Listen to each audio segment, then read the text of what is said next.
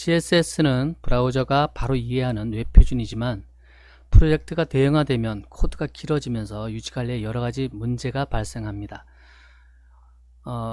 그 요소마다 배경색이나 아니면 칼라 아니면 경계색 이런 것들을 아니면 패딩 이런 것들을 이제 설정을 하게 되는데, 그 프로젝트가 길어지면 CSS 그 파일 크기도 굉장히 길어지고 이제 범위가 확대됩니다. 그런데 이제 그 배경색이라든가 패딩이라든가 이런 동일하게 적용되는 부분들을 수정하기 위해서 각 요소에 설정되어 있는 그 동일한 패딩 아니면 동일한 그 색 이런 것들을 일일이 수정해 줘야 되는 문제점이 있습니다. 이런 문제점을 해결하고 CSS를 좀 더 효율적으로 작성하기 위해서 사스 같은 프리프로세서들이 나오게 됩니다. 사스 같은 프리프로세서들이 기능이 여러 가지가 있지만 아무래도 이것의 핵심은 변수라는 것이 될 것 같습니다. CSS 표준이 발전하면서 결국 CSS에도 변수 개념이 도입되었습니다. 변수라는 것은 프로그램에서 사용하는 용어죠. 그래서 CSS도 이제는 이제 프로그램 그 범주에 들어간다. 그래서 그 변수에 설정된 이제 패딩이라든가 색상이라든가 이런 것들을 변수에 정의를 해놓고 CSS 파일 곳곳에서 그 변수를 사용하기만 하면 됩니다. 그래서 동일한 패딩 값을 주었다라고 했을 경우에 그 동일한 패딩에 있는 각 요소를 일일이 수정하는 것이 아니라 그 패딩에 적용된 그 변수 값만 수정을 해주면 일괄적으로 CSS 그 적용이 되는 것을 볼 수가 있습니다. 프로세서에서의 변수는 그 문제가 뭐냐면 브라우저가 바로 해석할 수 없다라는 선천적 한계가 있죠. 그런데 CSS 베리어블 변수는 도움에 포함되어 있기 때문에 브라우저가 바로 해석한다는 엄청난 장점이 있습니다. CSS 변수를 사용하는 가장 큰 장점은 여러 요소에 동일하게 사용하는 색상, 크기, 여백 같은 것을 한 번에 수정할 수 있다는 것입니다. 고전적인 CSS는 각 요소에 있는 동일 값을 전부 일일이 수정해야 변경이 가능합니다. 결국 변수를 사용하게 되면 초기 작업 및 수정, 관리의 효율성이 획기적으로 개선되게 됩니다. 대부분의 프로그램에서 사용하는 변수가 그렇듯이 CSS 변수도 전역 변수와 지역 변수가 있습니다. 전역 변수는 그 최근에 프로젝트 여러분들이 많이 봤을 건데 그 루트 유사 클래스가 있습니다. 루트라는 유사 클래스의 전역 변수를 선언하게 됩니다.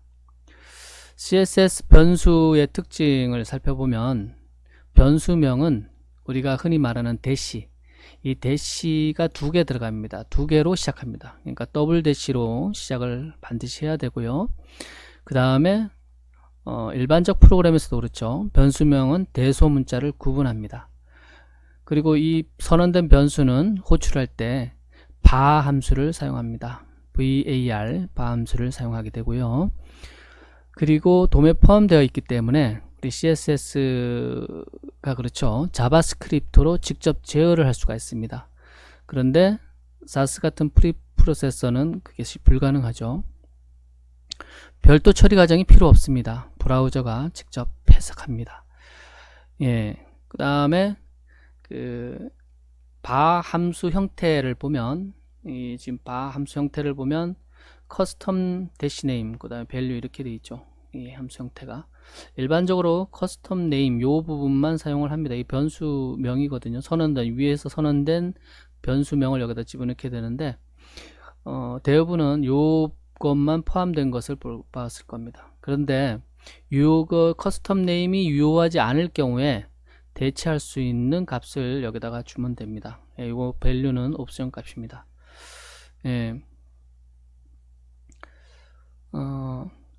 커스텀 네임은 이 변수 미리 선언된 변수명으로 필수고요. 그 다음에 밸류는 변수값이 유효하지 않을 경우에 사용되는 것으로 옵션이다. 지금 여기에 그냥 우리 일반적인 그 웹사이트의 한 형태를 제가 HTML 태그를 이용을 해서 작성을 했습니다. 그 다음에 지금 보면 HTML 태그 이거 JS 피들렛인데요. 최근에 젠코딩 기능도 있고 많이 좋아져서 한번 사용해 보고 있습니다. 여기 보면 그 컨테이너 클래스로 div를 묶었고요. 이렇게 지금 보면 그 다음에 헤딩 CS 변수 공부라는 헤딩이 있고요. 그 다음에 이 내부 요소에 이 메뉴가 있습니다. UL 메뉴 요소가 있고요. 그 다음에 메인 클래스가 지금 하나 하고 메인 투 클래스하고 div로 묶은 거가 두 개가 있어요. 보여주기 위해서 일단 이렇게 해놨습니다. 그리고 이것을 요런 화면에 그 화면 디스플레이를 위해서 고전적인 기존 방식의 CSS 코딩을 여기에 지금 해놨습니다.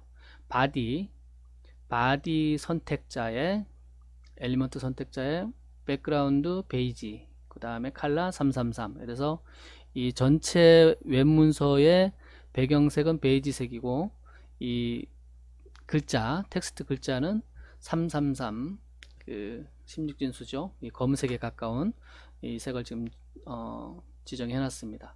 그 다음에 이 컨테이너 전부 감싸는 거에 이거 뭐 주황 정렬 해놨고요. 그 다음에 폭을 800픽셀로 해놨고, 그 다음에 이 메뉴 가로 정렬을 위해서 리스트 스타일 타입 스타일을 론으로 했습니다. 그 다음에 요거 이제 꾸미기 위해서 요 지금 각 메뉴를 꾸미기 위해서 li 요소에 요렇게 CSS 속성을 추가를 했습니다.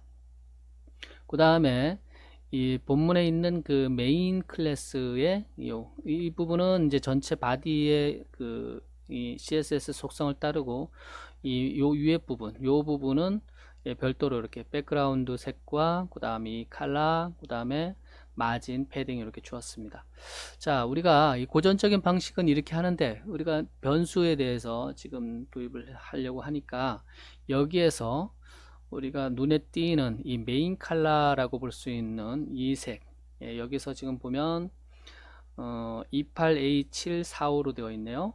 백그라운드가 요 수와 이 컬러, 이 글자색 흰색으로 지금 되어 있는 부분, 요 두 개를 변수를 이용을 해서 CSS 변수를 이용을 해서 한번 코딩을 다시 해보도록 하겠습니다.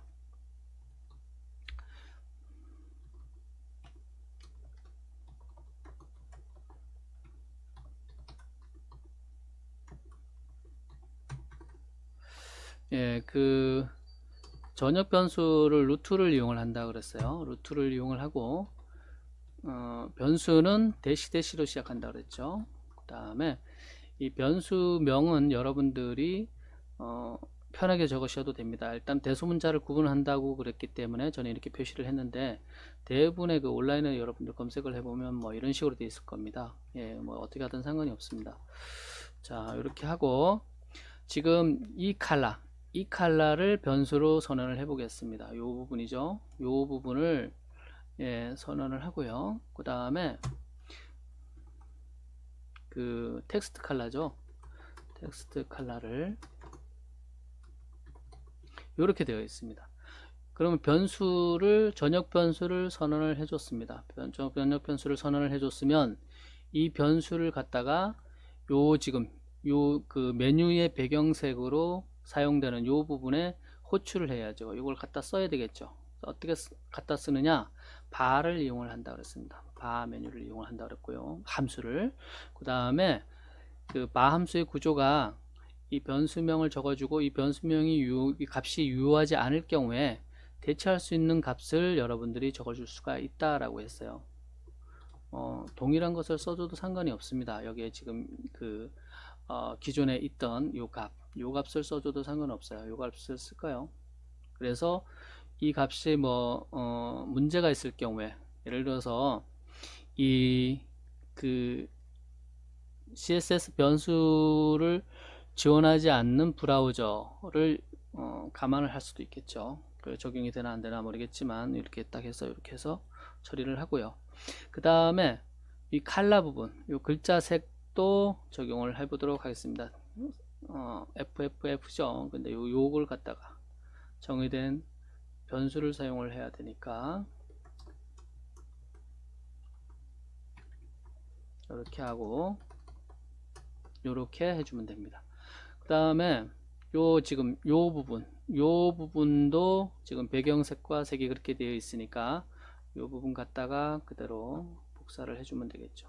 그래서 반복해서 쓸 필요가 없다. 예를 들어서 변수 선언을 하게 되면 나중에 이걸 유지 관리를 할 때 이 배경색 메인 컬러를 바꿔주고 싶다 그러면 이 전역 변수에 있는 요 값만 변경을 해주면 자동적으로 이 CSS 문서 전체에 영향을 다 줘서 반영이 되겠죠. 이렇게 하고 런을 해보면 동일한 것을 볼 수가 있습니다. 그래서 변경된 사항을 우리가 알 수가 없죠. 그러면 예를 들어서 이 메인 컬러를 바꿔보도록 하겠습니다. 뭐로 바꿀까요? 좀 전에 오렌지 한번 잠깐 언급을 했으니까 오렌지로 바꿔보도록 하겠습니다.